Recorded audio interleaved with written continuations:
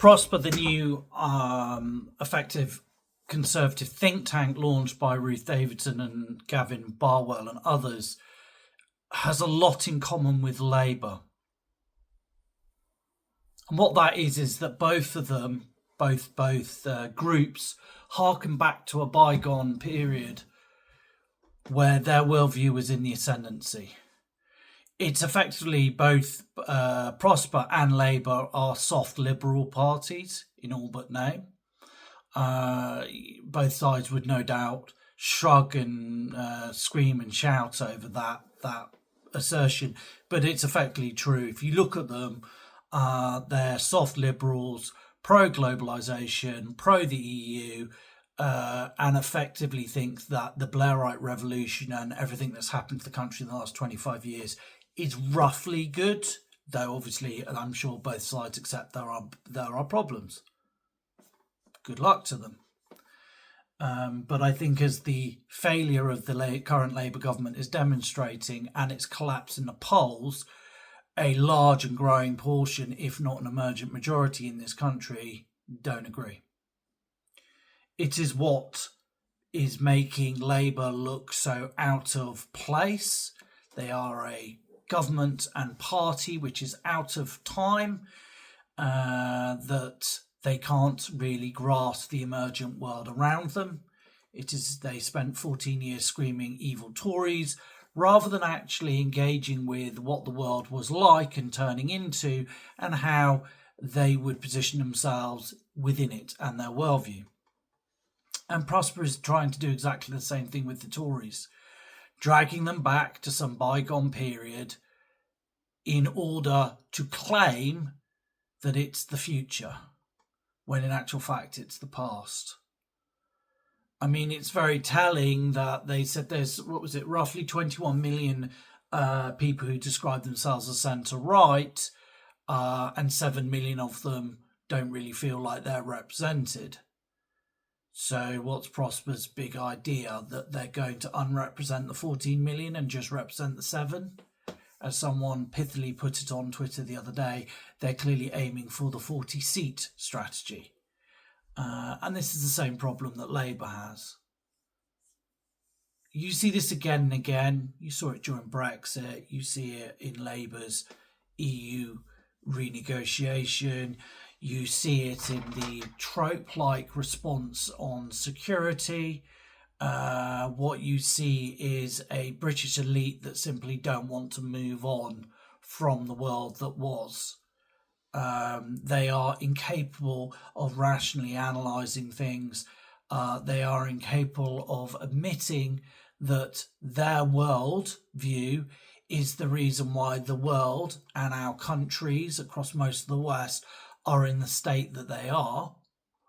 And instead they just simply want to go back as a comfort blanket. Now, don't get me wrong, their worldview, via tactical voting and more, could well win the next election. I put a Reform win at 50-50 versus, I tell you what, Reform or Green win. I think it's very unlikely Greens, but hey, why not, as an insurgent party, as 50-50. The other 50% is that they cobble together, the liberal left or liberals cobble together some sort of incoherent coalition, either electorally or in Parliament, in order to get a majority over the line. 50-50. However, to those who celebrate that idea, I have a few points. One, if you look out the window of your house now and see the deteriorating state of the realm, that is the status quo rotting. And you and that worldview offers nothing more than that status view. Now, if that's falling to pieces now, how much more do you think it'll be falling to pieces in 3 or 4 years' time? Another election, 2 years' time. How much more do you think it'll be rotting and falling to pieces if you were to get some coalition back in and do another 5 years? Furthermore, that rotting of the country at a physical side, go look at the actual social and economic side of things. They're even more parlous. And I think this is the thing that people don't really want to admit. You may well be able to get a coalition of some sort via, like I said, via tactical voting or whatever else into power again. But they can't offer anything because their entire worldview is the problem and why we are here.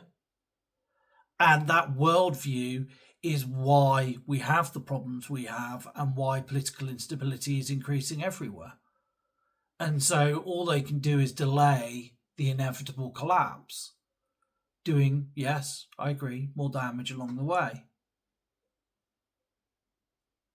So the rise of Prosper, the emergence of, or re-emergence of these liberal conservatives really aren't anything that's going to change the future in my mind.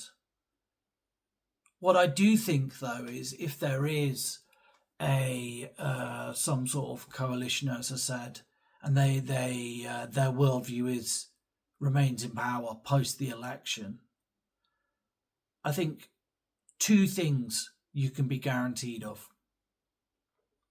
One, this Labour government became recordly unpopular within 12 weeks. I don't think they'd even get to 12 weeks before they would be massively unpopular.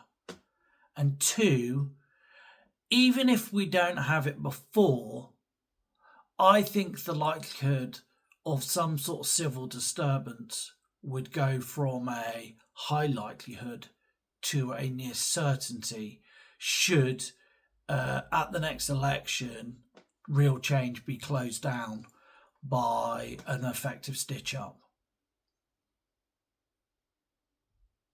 And that really worries me. So I say to those who welcome this and are desperate to get back to their mythical past, good luck to you. It is your right to go out and campaign for the world that you like. But just like with Labour, be prepared for the fact that your worldview is not popular now and it cannot offer any solutions to the problems that it has caused. And should you win, directly or by supporting others, be prepared for your worldview to be not just discredited, but to be burned to the ground by very, very angry mobs.